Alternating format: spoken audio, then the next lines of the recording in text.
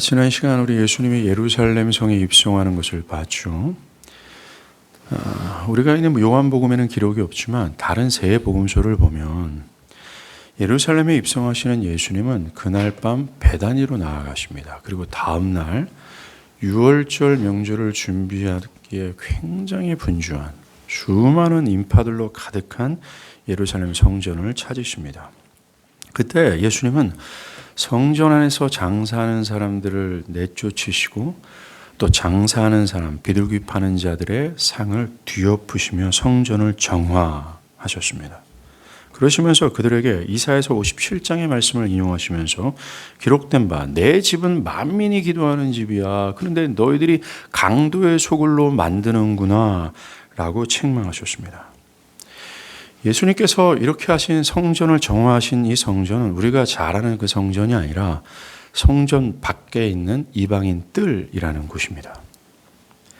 성전은 크게 두 개의 공간으로 이루어져 있습니다. 하나는 성소와 지성소가 있는 작은 건물인데 이곳은 대제사장이 대속죄일 날에만 들어갈 수 있는 곳이었습니다.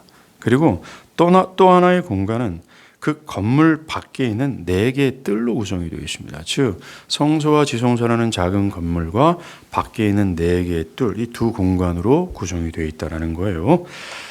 자, 방금 말한 성소와 지성소 바로 밖에 나오면 제사장의 뜰이 있는데 말 그대로 제사장들만 들어갈 수 있는 곳이었습니다. 그 다음은 이스라엘 뜰인데 이곳은 성전 예배를 위해 사람들이 모이는 곳이었어요. 이것은 장정 20명이 겨우 열고 닫을 수 있는 청동으로 된 큰 대문으로 들어가야 했습니다. 이것이 의미하는 바가 뭡니까? 예배는 아무나 하는 것이 아니야. 누구나 들어올 수 있는 곳이 아니야. 라는 것을 얘기해 주는 거죠. 그 다음은 사실 여기까지가 엄밀히 말하면 예배하는 장소라고 말할 수 있습니다. 그 성소와 지성소가 있고 제사장의 뜰, 이스라엘 뜰 여기까지라는 겁니다. 그 다음은 여인의 뜰이 있는데 여기는 이스라엘 여자라면 누구나 들어갈 수 있는 장소예요. 마지막입니다. 맨 바깥쪽에 이방인의 뜰이라는 곳이 있는데 이곳은 이방인이든 상관없이 누구나 들어올 수 있는 곳이었다라는 겁니다. 그런데 이방인은 이 공간을 제외하여 앞에 있는 여인의 뜰, 이스라엘의 뜰, 또 제사장의 뜰은 갈 수 없습니다. 만약에 가게 되면 죽임을 당할 수밖에 없었다라는 거죠. 이 성전의 구조를 보아도 이방인이나 여자들은 철저히 하나님께 예배하는 것에 철저히 차단되어 죽고 소외되었다라는 것을 알 수 있습니다. 이런 형태의 구조, 이것은 율법을 근거로 한 건축 양식이었어요. 뭡니까? 죄는 결코 거룩하신 하나님께 못 나간다는 율법을 근거로 율법도 없고 율법을 따르지 않은 이방인은 결코 하나님께 나아갈 수 없다라는 것이었습니다. 이 건물의 형식 자체가 율법을 이방인들에게 말해주고 있다는 것이죠. 이방인의 뜰, 이런 율법의 모습을 그대로 반영하여 보여주고 있다는 겁니다. 즉 하나님의 뜻을 온전히 순종하지 않은 죄인은 그 거룩하신 하나님께 못 나가고 예배하지도 못하며 그 결과 하나님의 구원이든 은총이든 못 받는다라는 겁니다. 그런데 유대인들이 한 가지 중요한 사실을 잊고 있었습니다. 구약의 율법은 분명히 이방인처럼 율법에 명시하는 철저한 하나님의 중심과 내면, 그 하나님의 중심적인 내면과 삶이 없는 죄인은 하나님의 은총을 받을 수 없다는 게 맞아요. 하나님은 그들을 안 받아들인다는 게 맞습니다. 그런데 한 가지 짚고 넘어갈 것이 있어요. 유대인들이 한 가지 사실을 잊고 있었다는 겁니다. 이런 건축 양식을 만들어서 이방인들을 따로 소외시켜버린 유대인들마저도 율법은 가지고 있었지만 하나님의 율법이 요구하는 그 온전한 순종을 하지 못하고 있었던 사람들이었다는 겁니다. 엄밀히 말하면 이방인이든 유대인이든 똑같이 하나님께서 받으면 안 되는 죄인이었다는 거예요. 똑같이 율법 앞에서는 뭡니까? 이방인의 뜰에 머물러서 하나님 앞에 금접도 못하여 하나님 앞에서 죄사함도 못 받고 은총도 못 받고 구원도 못하는 벌어지게 마땅한 죄인이었다는 겁니다. 그런데 유대인들은 이걸 모르고 있었다는 겁니다.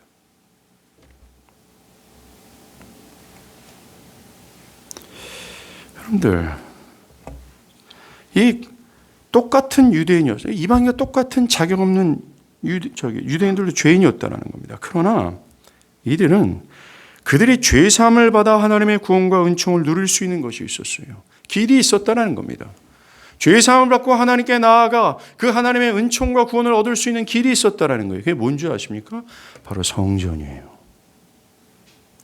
성전에서 드리는 대속 제사와 화목 제사와 그리고 이런 유월절 절기와 같은 제사를 통해 그들은 자신들의 죄를 사함 받고 하나님께 이룰 수 있었어요. 성전 전체가 통으로 말하는 뭡니까? 하나님의 공의와 함께 넓으신 하나님의 은혜, 하나님의 은혜가 여러 대속제사, 속죄제사, 유월절 제사처럼 드러나는 하나님의 무궁하신 은혜로 말미암아 그들은 받아들여짐을 당했고 죄사함을 받았고 하나님께 나아가 구원과 은총을 누릴 수 있었다는 겁니다. 그들은 길을 누리고 있었어요.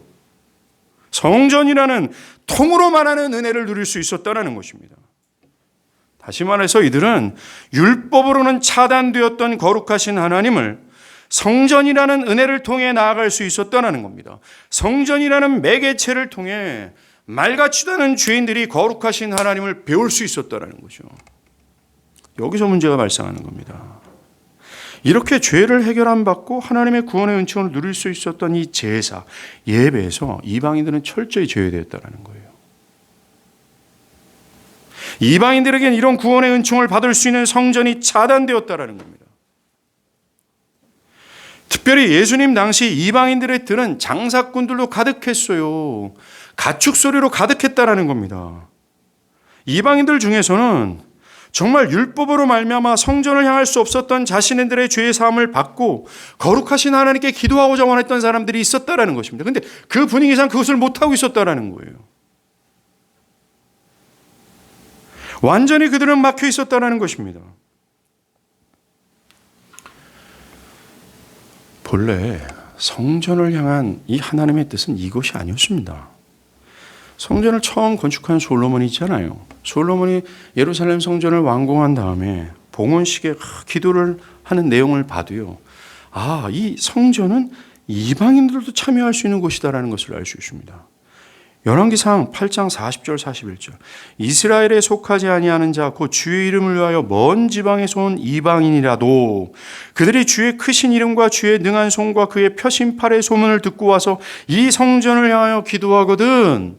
즉 하나님의 하나님 되심, 그 어떤 인간이라도 하나님의 하나님 되심을 믿고 하나님을 향해서 기도하게 되면 주는 하늘에서 들으시고 이방인이 주께 부르짖는 대로 이루사 이스라엘처럼 경외하게 하옵시며 라는 거예요. 이게 본래 성전을 향한 하나님의 뜻이었어요. 아무나 와, 아무나 하나님 믿고 하나님 앞에 덤비면 하나님이 그놈 받아줄 거야. 오늘 방금 제가 누가복음이죠. 세 복음서 다 압니다. 예수님이 인용하신 이사야서 57장에서도 이 성전은 만인을 위한 집이라고 말씀하셨어요. 이것만 보더라도 현재 이스라엘 성전의 모습은 특별히 이방인의 뜰은 잘못된 게 분명합니다. 그 당시 이방인의 뜰은 분주한 곳이었습니다. 특별히 이런 유월절과 같은 명절 때 있잖아요. 세계 각처에서 모여든 예배객들이 있어요. 장난 아닙니다. 문제는 비록 이방이지만 그 중에서도 하나님 예배하고 싶어하는 사람들이 있었습니다. 하나님을 경외하고 싶은 사람, 나의 죄된 문제를 해결받고 싶어하는 사람들이 있었다라는 거죠. 근데 막혔어요. 특별히 우리가 지금 유월절 얘기하고 있잖아요. 오늘 본문에서도 명절 때 유월절을 꼭 명시합니다. 이거 염두하고 말씀을 들으셔야 되는 겁니다. 특별히 유월절에 찾아온 사람들은 유월절의 복음을 깨닫고 그 유월절의 피로 구속함을 받아야 될 입장에 있었어요. 유월절 복음이야말로 구약 전체가 그냥 꽉 집약해서 한마디 얘기할 그 복음, 유일 복음, 가장 핵심적인 복음이었는데 그 유월절에 찾아온 그들에게도 유월절 복음을 듣고 깨닫고 유월절 어린 양으로 말미암아 죄 사함을 받고 구원을 받을 수 있는 기회가 다 박탈됐다라는 거예요.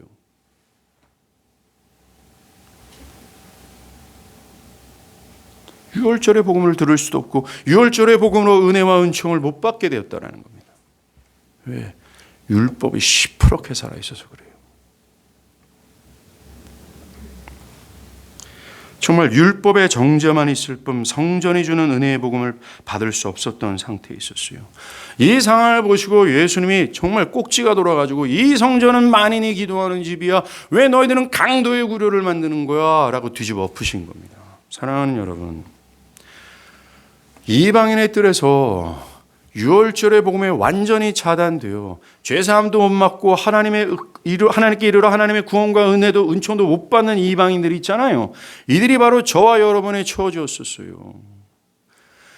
율법의 정죄 아래서 우리는 도저히 하나님께 못 나가는 입장이었다는 겁니다. 그냥 율법의 정죄로 맞아 죽어서 영원한 형벌에 떨어질 수밖에 없는 자격 없고 부패한 죄인 중에 머물렀어야 되는 인간들이었다라는 겁니다. 이 이방인들하고 우리랑 똑같은 처지였다라는 거예요. 우리에게 필요한 게 뭔지 아십니까? 누구나 갈 수 있는 성전이 필요한 거예요. 누구나 예배를 참여할 수 있는 성전이 필요한 겁니다. 누구나 가서 말하면 죄사함 받고, 누구나 가서 하나님 두들기면 하나님의 넓으신 사랑의 은혜 품안길 수 있는 진짜 성전이 필요한 거예요. 저와 여러분에게 말입니다. 그리고 지금 온 인류, 죄악 가운데 떨어지는 인류들에게 필요한 게 그 성전이라는 거예요. 성전이라는 겁니다. 오늘 본문이 벌어지는 이 배경이 이것이고, 또 오늘 본문도 이 이방인의 뜰에서 사건이 벌어진 것이다 라고 성경학자들은 해석을 해요. 오늘 본문 20절에 명절에 예배하러 온 헬라인 매치 있는데 라고 하지 않습니까? 이들은 헬라 사람이기보다는 헬라어를 구성하는 이방인, 특별히 명절을 맞이해서 예루살렘 성전 한번 가볼까 했던 이방인이라고 생각을 해야 되는 거죠. 이들이 빌립에 가서 우리 예수님 좀 보면 안 되겠습니까? 라고 청합니다. 오늘 보면 이들이 왜 예수님을 뵙고자 했는지 이유를 설명 안 해요. 그냥 추측입니다. 예수님을 뵙고자 하는 이것이 현재 예루살렘에 예수님에 대한 소문으로 가득해요. 그래서 예수님에 대한 호기심 때문에 찾아올 수도 있습니다. 그러나 더 큰 이유는 방금 성전을 정화하실 때 하셨던 예수님의 말씀 때문이었을 것이다 라는 것이 가능성이 높아요. 그것에서 주님은 그들도 귀에 똑바로 들리는 것처럼 이 성전은 만인, 즉 어떤 혈통이든 어떤 민족이든 어떤 죄인이든 어떤 처지와 형편에 놓이는 자라 할지라도 어떤 죄인은 죄사함을 받고 거룩하신 하나님의 구원을 받을 수 있는 것이야, 이게 성전이야 라고 하는 이야기를 듣고 귀가 번쩍 뜬 거죠. 이들은 자신들을 개, 돼지 취급하면서 부패하고 자격 없는 죄인 취급하는 그 율법을 철저하게 깨닫고, 우리는 생전 못 나가는 존재구나, 나는 죄인이구나, 죽어 마땅한 존재로구나 라는 의식을 가졌는데, 유대인과 유대인의 선생들마저도 니네들은 개와 돼지야, 하나님과 완전히 차단된 자격 없는 죄인이야 라고 얘기를 들었는데 그걸 확 뒤집어 버리는 거예요, 예수가.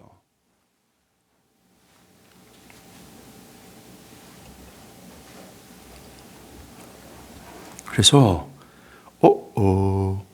새롭게 눈을 뜨고 어떤 기대감을 가지고 찾아갈 것이다 라고 추측할 수 있습니다. 정말 이들은 자신들이 하나님께 나아가지 못할 죄인이라는 인식 속에서 예수의 말씀으로 이것이 해결될 수 있다라는 기대를 가지고 나갔다라는 겁니다. 여러분들, 이들이 직접 예수를 찾아가지 않고요, 갈릴리에서 온 빌립을 통해서 뵙고자 합니다. 그 이유는 아마도 이 사람들이 갈릴리에서 왔다. 그래서 예수님의 제자들은 갈릴리 출신을 통해서 이렇게 접근하려고 했던 의도가 있었다라고 얘기할 수 있습니다. 그러나 더 큰 이유는 율법 때문입니다. 그런데 오늘 본문에 되게 좀 복잡하지 않습니까? 20절, 21절 보면 이 헬라인 매치 빌립에게 가요. 예수님 뵙고자 청합니다. 그럼 빌립이 예수님께 가도 되는데 빌립은 또 안드레에게 가서 안드레가 어떻게 가요? 근데 그걸 다 기록을 합니다. 어떤 의도가 있다라는 것이죠. 여기에 등장하는 모든 사람들, 헬라인, 이방인 몇 명, 빌립, 안드레, 이 모든 사람들도 다 율법의 정죄 때문에 이렇게 하고 있는 겁니다. 뭡니까? 저 거룩하신 예수께서 이방인들을 만나 주실까? 또 만약에 만나 주신다면 어떻게 맞이할까? 뭔가 불확실성이 있었어요. 이들 또한 유대인들이 가지고 있었던 율법적 인식을 가지고 있었다라는 것입니다. 과연 우리 선생님이 개, 돼지 같은 이 부정한 이방인들을 과연 만나 주실까라는 겁니다. 오늘 보면 그걸 말해주고 있는 거예요. 즉 철저히 이방인들은 하나님께 자단돼 있다. 죄사함, 말같이 구원의 은총 이거 절대 안 된다. 이방인들뿐만 아니라 유대인들인 제자마저도 안 된다라는 인식들이 있었다는 것입니다. 그러나 실제적으로 성경적으로 따지고 들어보면 말입니다. 이 몇몇의 헬라인이야말로 정말 유월절 명절이 말하는 메시지를 듣고 있었고 깨닫고 있었다라고 확신할 수 있었습니다. 확신할 수 있습니다. 자신도 모르게요. 여러분들 유월절 메시지 중 하나가 뭡니까? 자신이 죽어마땅한 죄인으로서 세상과 함께 하나님의 심판으로 산산이 부서질 존재라고 여기는 건 아니에요. 내가 하나님을 반역한 자로서 하나님의 진노가 이제 곧 내 머리 위에 쏟아질 거라는 사실을 생생하게 느끼며 두려워하고 자신의 죄냄 때문에 부끄러워하는 것 아니에요. 그 유월절 복음이 유월절 복음이 말하는 한 부분, 매우 중요한 부분이 그것 아닙니까? 지금 이 헬라의 몇 명은 이걸 지금 깨닫고 있는 거예요. 자기도 모른 채 말입니다. 나는 하나님 앞에서 부정해서 저거 못 나가는 죄인이구나. 또한 저 거룩하신 선생한테도 내가 못 나가는 죄인이구나 라고 하면서 이들은 유월절 복음이 말하는 매우 중요한 일부분을 확신하고 있었어요. 깨닫고 있었다는 것입니다. 사랑하는 여러분, 이 유월절 복음의 한 파트, 내가 하나님 앞에서 죄인으로서 하나님의 진노가 이제 곧 나에게 정말 쏟아진다라는 생생함을 느끼고 두려워하는 것 있잖아요. 이것은 모든 인류에게 전하는 유월절의 복음이에요. 그리고 모든 인류가 깨달아야 될 복음이라는 겁니다. 왜요? 꼭 그래야만 돼요. 왜요? 진짜 꼭 이것을 깨달아야 돼요. 왜요? 이것을 깨달은 자들만이, 내가 이제 죽게 되었구나라는 사실을 깨달은 자들만이 구원자의 필요성을 느끼고 구원자를 찾아요. 10년, 20년 교회 뺀질나게 다녀도 예수가 나에게 아무런 관계가 없는 것처럼, 예수가 나에게 느껴지지도 않고 예수가 나에게 소중하게 느껴지지 않는 모든 이유는 여기에 있습니다. 유월절 복음이 말하는 이 사실을 깨닫지 못했기 때문에 그래요. 마땅히 가져야 될 두려움이 없었다는 겁니다. 마땅히 깨달아야 될 내가 죄인이라는 사실이 깨달음이 없었기 때문에 그래요. 그러니까 맨날 예배하도 말라 비틀어질 수밖에 없어요. 아무런 소용이 없다는 것입니다.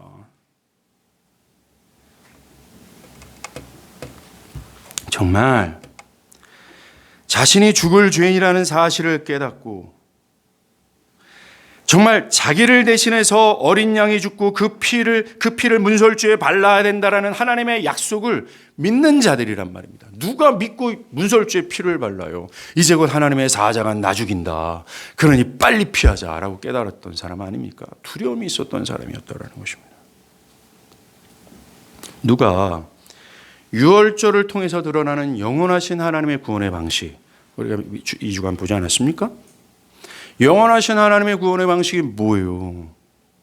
죽어마땅한 죄인은 사실을 깨닫고 이제 하나님의 심판이 임하니 정말 나 대신 죽는 어린 양의 피를 의지해서 살 수 있다라는 사실을 믿고 문설주에 발라버린 사람들 있잖아요. 그 사람들 아닙니까? 우리가 눈여겨볼 것은 유월절에 진짜 어린 양으로서 예루살렘에 오신 예수님께 유월절 제사를 드리러 온 사람들 중 찾아간 사람들이요, 이 사람들밖에 없습니다.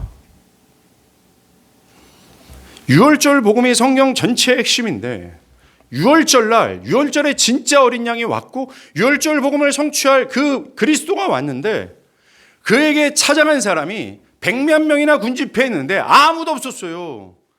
요 이방인 몇 명밖에 없었다라는 것입니다.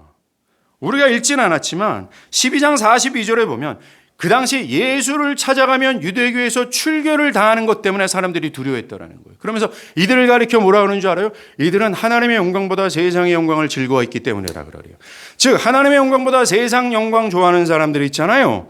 이 사람들은 예수께 안 가요. 근데 더 재밌는 거는 42절에 보면 이들 중에 예수를 믿었던 사람들이 있대요. 근데 그 믿음이 꽝이라고 얘기를 해주는 겁니다. 여러분들, 유월절 어린 양이 왔는데 유월절에 간 사람이 이 사람들밖에 없대요. 이 사람들이 그러니까 이방인으로서 내가 죽어마땅한 죄인이라는 사실을 깨닫고 있었고, 내 힘과 지혜로는 구원을 얻을 수 없다는 사실을 깨닫고, 이 죄 때문에 거룩하신 하나님은 나에게 완전 차단되었소, 난 못 나가, 이걸 절절히 깨달은 요 사람들만 하나님 그리스도께 나갔다는, 요 사람들만 어린 양을 찾았다라는 거, 이게 뭘 말해주는 거예요? 지금 뭘 말해줍니까? 어떤 사람이 구원자를 찾는가, 어떤 사람이 6월절의 어린 양 예수를 찾아가 구원을 호소하는가, 어떤 사람이 구원을 받는가, 이것 말해주잔 말입니다.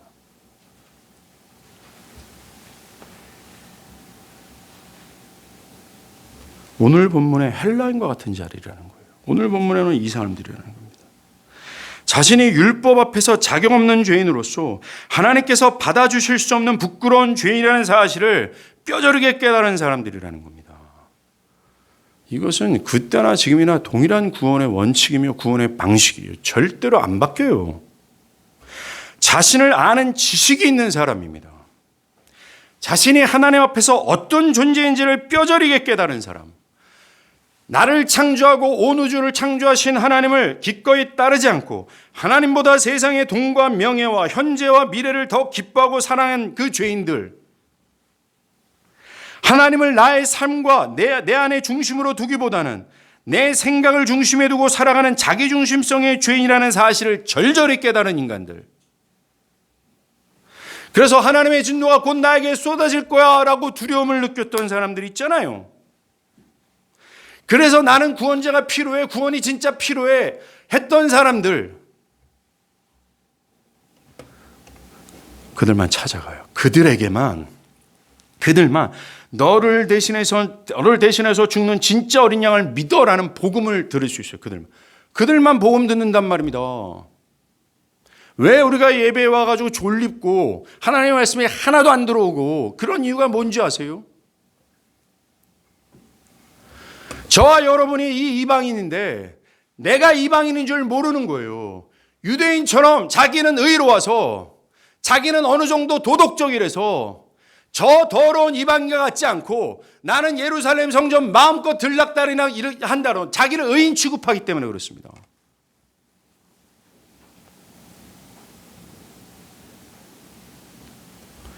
여러분들, 신자는, 그리스도인이란 이 헬라인이 깨달은 바를 깨달은 거예요. 그런데 우리가 몇 시간 동안 살펴본 유대인들과 바리새인들이 있잖아요. 지금 이 성전에서 이방인들의 뜰을 선을 긋고 그들 그 예배마저도 차단시켜버린 유대인들이 있잖아요. 이들은 자기를 아는 지식이 없었던 겁니다. 믿었으나 내 세상의 영광에 사그라들면 어떡하지? 그래서 예수님께 안 닿았잖아요. 이들은 이 구원의 방식을 안 붙습니다. 이들에게는 진짜 있어야 될 두려움이 없고 이들에게는 다른 종류의 두려움만 있을 뿐이에요. 예수를 믿으면 자신의 견해와 정신이 부정당할 것 같은 두려움, 자신의 현재와 미래를 온 우주의 주인 되신 하나님께 양도해야 된다는 두려움, 썩어질 세상을 버려야 된다는 두려움, 뭐 그 외에도 많잖아요. 두려움. 이건 최고의 어리석음입니다. 자살이죠. 정말 이들이야말로 세상에 썩어질 것을 하나님의 영광과 뒤바꾸는 사람이에요. 오늘 우리가 읽잖아요. 12장 42절에 등장하는 사람과 똑같다라는 거죠. 현재 자기가 어떤 존재인지를 참되게 두려워하지 않고 이 유대인들처럼 형식적으로 의식적으로 하나님 앞에 들러날락거리는 사람들, 그리고 예수를 거절하고 있는 사람들, 이게 문제예요. 이 두려움이 없는 겁니다. 이방인들과 같은 겸손과 두려움, 정말 자기라는 지식이 없는 거죠. 이게 문제라는 겁니다. 아까도 말씀드렸지만 오늘 본문은 이들이 왜 예수님을 찾으려고 했는지 이유도 설명 안 하고, 또 진짜 예수님이 그들을 만났는지 기록도 안 해요.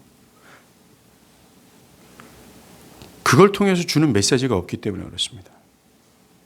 오늘 본문은 그저 이들이 이방인이다, 이방인 때문에 예배에 완전히 차단되어 있다, 죄로 인해 유월절 복음이 차단돼 있다? 죄 사함을 받을 수 있는 기회가 없다? 가로막혀 있다? 뭐 이것만 전합니다. 이들이 그렇게 구원에 소외되고 구원에 차단된 이유는 죄인이라는 것이었고, 그래서 하나님께 이르지 못하고 있다는 것과 심지어 제자들마저도 그렇게 인정하고 있다는 것을 알려줄 뿐이라는 겁니다.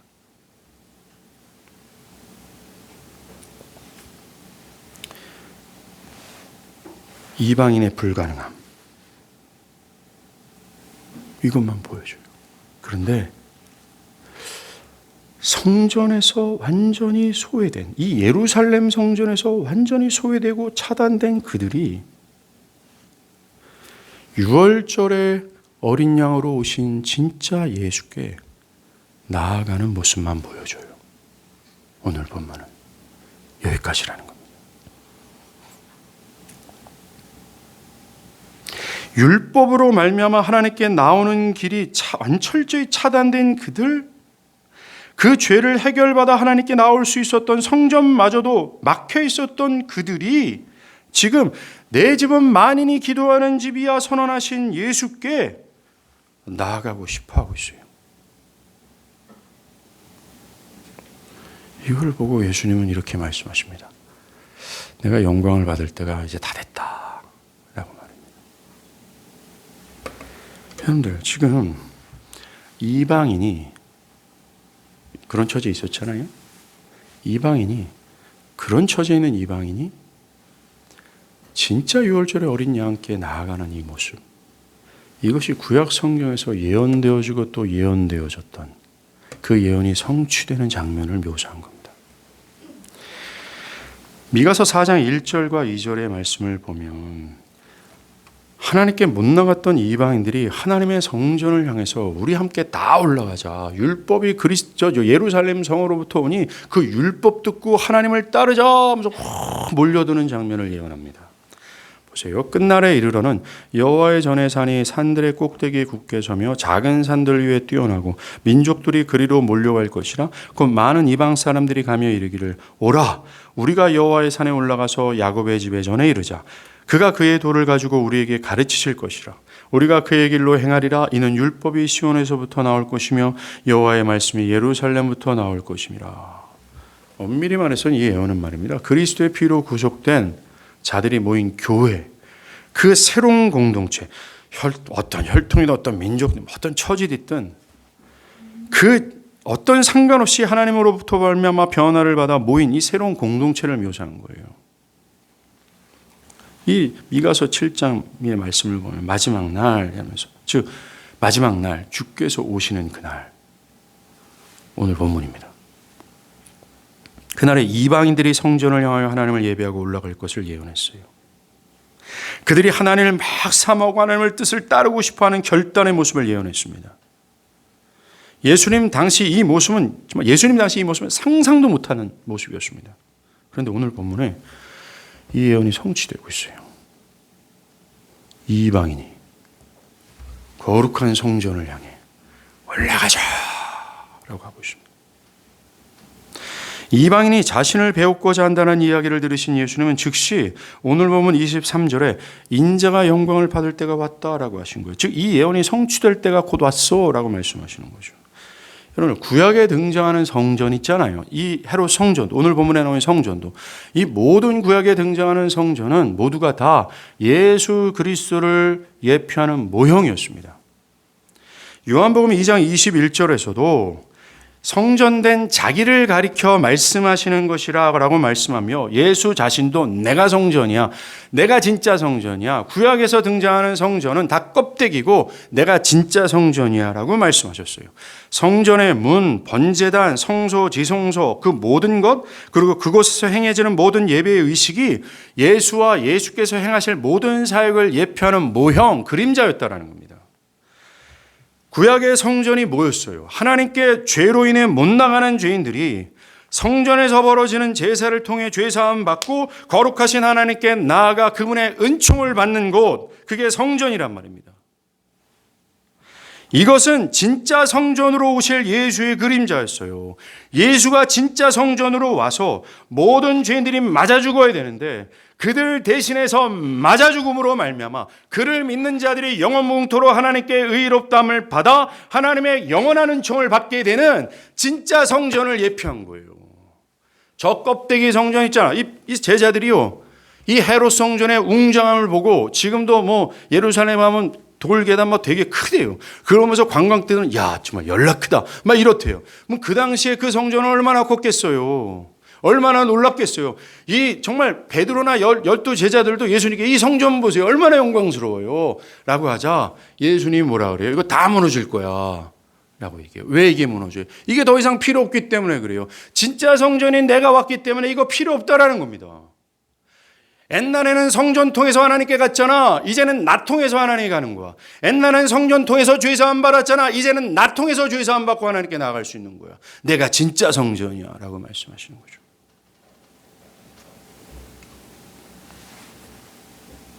그런데 진짜 성전이 왔어요. 수많은 유대인들은 모형과 그림자, 예루살렘 이 건물 껍데기를 향해서 와우 하고 있는데 나는 그곳에 이르지 못하는구나. 내가 죽어마땅한 죄인이구나 라고 하면서 자신의 죄인됨을 절절히 깨달았던 그 이방인들 몇 명만 미가에서에서 예언하는 이 예언의 말씀처럼 진짜 성전을 향하여 나아가고 있는 거예요. 오라 우리가 하나 여호와의 전을 향하자. 율법의 시온에서부터 나오고 여호와의 말씀이 예루살렘으로부터 나오니까 그의 말씀 듣고 그의 말씀 따르자 이러고 앉아 있는 겁니다. 정말 예언이 성취되는 거죠. 그래요. 오늘 성경은 부정하고 더러워서 감히 하나님께 나아가지 못했던 죄인들이 또 율법에 마땅한 정죄로 절대로 구원이 불가능했던 죄인들이 이제 진짜 유월절 어린 양이신 예수의 죽음으로 죄사함 받고 진짜 성전 대신 예수 통하여 하나님께 나아갈 수 있는 때가 이르렀다라고 말하는 겁니다. 이게 복음 아닙니까? 복음이 뭐예요? 로마서 1장 16절에 말하는 거잖아요.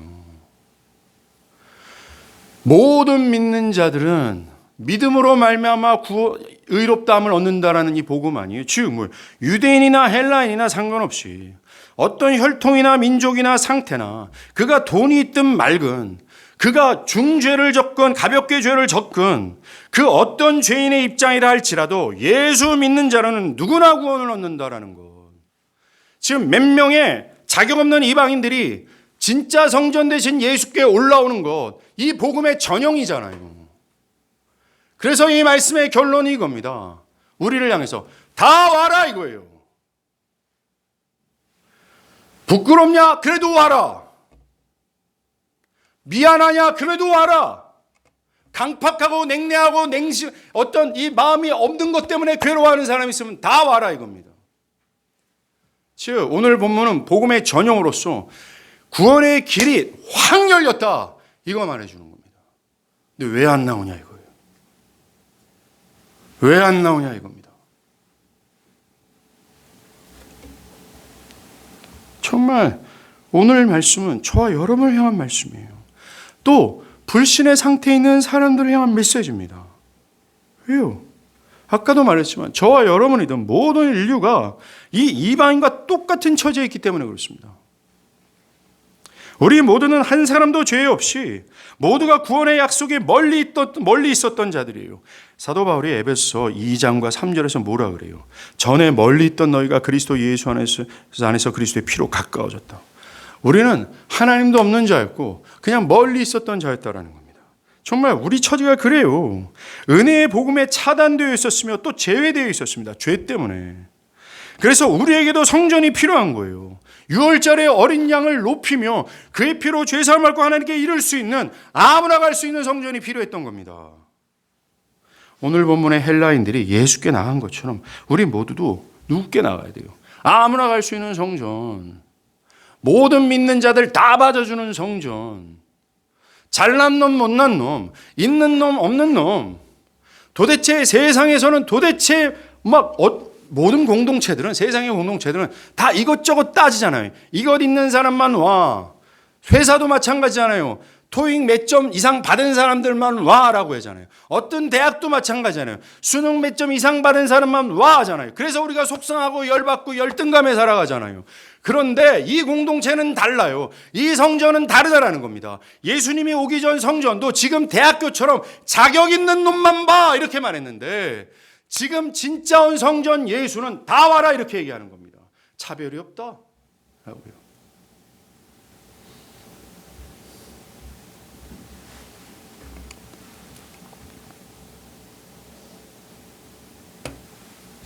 우리는 예수가 진짜 성전이고 진짜 어린 양이기 때문에 그분 하나 붙들어야 돼요.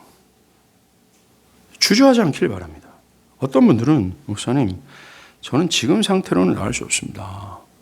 내가 음탕하거든요. 욕심이 많거든요. 거룩하지 않거든요. 좀 더 낮은 상태에서 그 다음에 좀 나가면 안 되겠습니까? 이게 굉장히 어리석은 생각입니다. 여러분은 여러분 스스로 거룩하지도 못하고 여러분들의 죄를 일도 해결 못해요. 노력 필요 없습니다. 여러분들의 지혜도 필요 없습니다. 종교적인 행위도 필요 없어요. 여기선 다 필요 없다라고 얘기하는 겁니다. 성경 전체는 아무것도 필요 없다라고 얘기해요. 인간으로 말미암아 어떤 거, 인간으로 비롯된 어떤 행위, 인간으로 비롯된 어떤 사고, 인간으로 비롯된 어떤 결정체인 어떤 거룩 다 필요 없다라고 얘기합니다. 다 필요 없어요. 아무것도 필요 없습니다. 아무것도 필요 없어요. 오늘 본문이 그 말을 해주는 거예요. 야, 이 헬라인이 나가잖아 라고요. 이 이방인이 나가잖아 라고 말입니다. 아무것도 필요 없어요. 필요한 건 이것뿐입니다. 그가 아무나 받아주는 성전이지. 그에게 나가면 죄의 사함을 받지. 그리고 헬라인처럼 그분께 가는 겁니다. 그를 믿는 것이요. 정말로 하나님의 구원의 방식은 사람의 외모로 결정되지 않아요. 믿음 하나뿐입니다. 여러분이 어떤 죄악을 저질렀다 할지라도, 여러분이 스스로의 죄악으로 인해 절망하고 죄책감을 갖는다 할지라도, 여러분이 예수 믿는다면 이 예수를 두고 하신 하나님의 구원 있잖아요. 분명하게 갑니다. 그러니 오늘 본문의 헬라인처럼 내가 죽어마땅한 죄인이라는 사실에 부끄러워하고 두려움을 가지고 이 예수를 두고 하신 하나님의 약속을 믿고 가길 바라요. 혹시나 노풋듯 교회에 와서 지금까지 들려졌던 말씀으로 나의 죄를 발견하고 이 죄로 인해 마음이 눌리고 자유하지 않았다면, 여러분들이 자유할 수 있는, 지금 자유할 수 있는 유일한 길은 그 예수께 가는 거예요. 그거 딱 붙을 때라는 겁니다. 그 딱 붙을 때 그 어떤 율법의 정죄나 하나님의 분노는 여러분들을 침범할 수가 없어요. 삶에서 부끄러운 기억이나 쳐 올라오는 수많은 유혹에 넘어지고 쓰러진 죄를 해결받고 영광의 하나님께 이르러 그의 은총을 누릴 수 있는 유일한 길도 예수께 나와 그분을 믿는 것뿐이에요. 이게 기독교입니다. 기독교가 뭐 이리 복잡해요.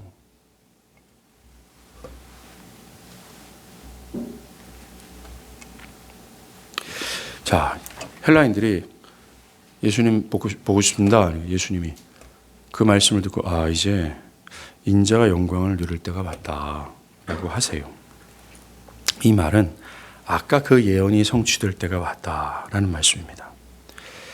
그렇다면 여기서 인자라고 예수님이 표현하셨는데, 인자는 신구약 전체에서 예수 그리스도의 죽음과 부활, 승천하심과 관련 지을 때 예수가 자신을 표현했던 단어를 인자라고 항상 표현을 했어요. 자, 인자가 라고 할 때는 예수의 죽음, 부활, 승천하심이 관련되어 있다는 겁니다. 즉 이 말은 예수의 죽음과 부활을 통해 그가 영광받을 때가 왔다라는 얘기입니다. 자, 그렇다면 질문이 있죠. 예수의 죽음과 부활이 왜 그에게 영광이 될까? 그를 왜 영화롭게 할까? 이겁니다. 그것은 주의 죽음과 부활을 통해 그가 진짜 그리스도이라는 사실이 증명됐기 때문에 그래요. 그의 죽으심과 부활을 통해 진짜 그가 유월절의 어린 양이고 진짜 성전이구나라는 사실을 증명함으로 그가 영광을 받으시는 것입니다. 오늘 본문 마지막 구절에 그의 죽음의 의미와 그 죽음으로 이루어지는 결과를 설명하죠. 뭡니까? 내가 진실로 진실로 너희에게 이르노니 한 알의 밀이 땅에 떨어져 죽지 아니하면 한 알 그대로 있고 죽으면 많은 열매를 맺어. 이 구절의 구체적인 설명이 우리가 읽지 않았지만 30절과 33절이에요. 그의 죽음은 이 세상에 대한 심판이고 이 세상 임금을 쫓아내는 것이고 땅에서 그가 들림으로 모든 사람들을 하나님께로 이끄는 그것이었습니다. 즉 그의 죽음은 그 한 명이 죽고 하나님 백성 공동체 전체를 살리는 대속적 죽음이었고 그의 죽음은 그의 원수인 마귀를 괴멸하는 죽음이었다라는 겁니다. 이거는 출애굽과 유월절 사건이 긴밀하게 관련이 있습니다. 대제국 애굽 아래서 종살이했던 이스라엘이었어요. 그들은 바로의 폭정과 애굽의 힘에 눌려서 종살이에서 절대로 자유할 수 없었던 처지였습니다. 심한 노역, 고달픈 삶으로 점철됐고 그것에 뒤따르는 가난과 절망의 삶이었어요. 더 심각한 것은 이들의 힘과 지혜로는 이런 불행에서 자유할 수 없었다는 거. 왜요? 애굽이 워낙 셌기 때문에 그래요. 그런데 이들이 자유케 될 수 있었던 결정적인 계기가 있습니다. 이 애굽을 다 쳐부수고 이들이 자유케 될 수 있는 결정적 사건이 있어요. 뭐예요? 유월절이었습니다. 하나님은 당신의 백성을 약속대로 출애굽하시고자 그들이 아니라 유월절의 어린 양을 대신 심판하셨어요. 그것으로 이 애굽은 이스라엘 억압하고는 애굽은 부서지고 이스라엘은 구원을 받을 수 있었어요. 애굽이 산산이 부서져야 될 이스라엘이었지만 그들에게 유월절 복음을 주셨고 그 복음을 믿은 이스라엘은 유월절 어린 양의 죽음으로 출애굽을 할 수 있었습니다. 우리에게도 똑같아요. 그리스도의 죽음은 이것과 같은 겁니다. 예수님께서는 철저히 유월절의 어린 양으로서 당신의 백성들을 억압하는 마귀 31절에서는 세상의 임금 그들을 심판하시고자 죽으신 겁니다. 유월절의 어린 양이 애굽을 무너뜨렸잖아요. 그리고 구했잖아요. 예수 그리스도의 죽음도 마찬가지라는 겁니다. 예수 그리스도의 죽음도 우리를 묶고 있고 즉 마귀가 우리를 묶고 있었잖아요. 하나님을 기뻐하지도 못하게 하고 하나님을 좋아하지 못하게 하고 하나님의 말씀을 따르지도 못하게 하고 하나님을 예배하지도 못하게 하고 정말 하나님을 향해서 자유의 손을 뻗지 못하도록 그 애굽의 바로처럼 우리를 폭정으로 다스리고 있었다는 겁니다. 하나님이니커녕 마귀의 뜻을 따라서 자기가 원하는 대로 자기의 뜻대로 자기만을 영화롭게 하고 자기의 욕심에 따라 이끌려 살아가도록 우리를 마귀가 사로잡고 있었어요. 요거 때려부셔야 돼요. 그래야 자유롭게 하나님께 손을 뻗칠 수가 있는 겁니다. 그런데 예수님이 얘기하는 건 내가 왜 죽는 줄 알아? 이 세상 신을 심판하기 위해서야 라는 거예요. 너희들을 묶고 있고 억압하고 있는 이 죄된 마귀를 산산히 부숴주기 위해서 내가 죽는 거야 라고 말씀하시는 거예요. 예, 그래요. 주님은 자신의 죽음으로 하나님 백성을 묶고 있는 마귀의 세력을 멸하시고 한 명의 죽음으로 수많은 당신의 백성들을 구원하시는 유월절의 진짜 어린 양임을 죽음과 부활을 통해서 드러내셨어요. 그걸 통해 그리스도는 영광을 받으시는 것입니다. 사랑하는 여러분, 그리스도의 영광이 드러나는 것은 저와 여러분에게 유익합니다. 그의 영광이 더욱 선명하게 드러나므로 어리석고 무지한 우리들이 더 쉽게 그 존재를 알게 하는 것이기 때문에 그래요. 성경은 그리스도의 영광을 드러내고자, 즉 그리스도가 진짜 유월절의 양이야, 진짜 성전이야. 그의 죽으심은 원수를 괴멸하고 이스라엘 백성들을 구원하시는 대속적인 죽음이야 하면서 그리스도의 영광을 높이고 드러내고 확연하게 증명하고 난리 법석을 치고 있습니다. 여기서 난리 법석을 치고 있는 이유가 뭐냐면, 즉 그리스도의 영광을 드러내려고 난리 법석을 치는 이유는 우리가 세상에 눈멀고 하나님 안 좋아하기에 그렇게 난리 법석을 침으로 말미암아 그리스도의 영광 좀 보라고. 그리스도의 영광은 우리와 관련이 있다고. 우리의 살 길을 제시하는 거라. 그러니까 좀 보라고 하는 얘기예요. 그리스도의 영광은 찬란하게 드러나야 돼요. 그것이 저와 우리 전체를 위한 것입니다. 여러분들, 죄인들과 하나님의 관계를 화목을 도모할 수 있거나 그에 합당한 자격을 갖춘 사람은 하늘이나 땅이나 아무도 없었습니다. 그런 상태에서 둘 사이의 의로운 화평을 이루기 위해서는 중보자가 필요했어요. 그게 누군지 아십니까? 바로 예수예요. 아무도 없었는데 유일하다라는 겁니다. 그것을 위해서 예수께서는 하나님과 동등됨을 취할 것을 버리시고 이 땅의 허접한 곳에 낮아지셨어요. 이게 1차적 영광입니다. 그의 겸손해지심이 말이죠. 하나님과 동등되시는 하나님께서 스스로 하나님의 뜻에 순종하고자 자기를 비우셨어요. 그의 겸손함과 낮아짐을 보십시오. 그게 그의 영광이에요. 십자가는 그가 독보적인 중보자며 유일무이한 구원자라는 사실을 높입니다. 그리고 그렇게 거룩하신 하나님께서 죽기까지 낮아지신 것으로 그를 높이는 거죠. 더 나아가 의인이 아니라 죄인을 위해 그렇게 낮아졌다는 이유로 그의 선하심, 그의 긍휼, 그의 사랑이 확 드러나는 겁니다. 우리가 봐야 될 영광이 그거예요. 여러분들, 이 그리스도의 중보적 직무들 있잖아요. 근거는 사랑이었습니다. 이 사랑이 가히 우리 이성으로는 측량할 수 없는 사랑이죠. 이 사랑으로 그리스도께서는 자신의 영광을 드러내셨어요. 신적 사랑의 영광이야말로 그리스도의 영광 중에 가장 크게 광채가 될 만한 영광이라는 겁니다. 예수님께서도 내가 땅에 들리면이라고 하면서 이 요한복음 곳곳에서 내가 내 목숨을 버리는 것은 이를 내게서 빼앗는 자가 있는 것이 아니라 내가 스스로 버리는 것이다. 상상할 수 없는 큰 사랑입니다. 이게 그리스도의 사랑이에요. 이 그리스도의 사랑이 바로 헬라인이든 이방인이든 어떤 죄인든 간에 상관없이 누구든지 그를 믿으면 죄사함을 받고 선하신 하나님의 자녀가 될 수 있다. 모든 사람을 초대하는 근간이 된 거예요. 모든 사람들을 다 품을 수 있는 하나님의 가슴을 보여준 겁니다. 모든 무거운 죄와 고달픈 현실 속에서 울고 있는 분들이 있다면 이 사랑의 품으로 들어오라고 얘기하는 거예요. 형용할 수도 없고 상상할 수도 없는 이 사랑 거절하지 말고 오라고 얘기하는 겁니다. 주님은 자신에게 오는 자를 결코 외면치 아니하신다라고 얘기했어요. 꼭 그렇게 하십니다. 이게 오늘 본문이 말해주는 거예요. 그러니 딴 영광 보지 말고 이 드러난 그리스도의 영광 보고 여러분의 인생에서 가장 시급하고 다급한 것이 이 영광 보고 예수께 가는 것이라고 믿고 이 넓은 가슴을 향해 질주하길 좀 바랍니다. 기도하겠습니다.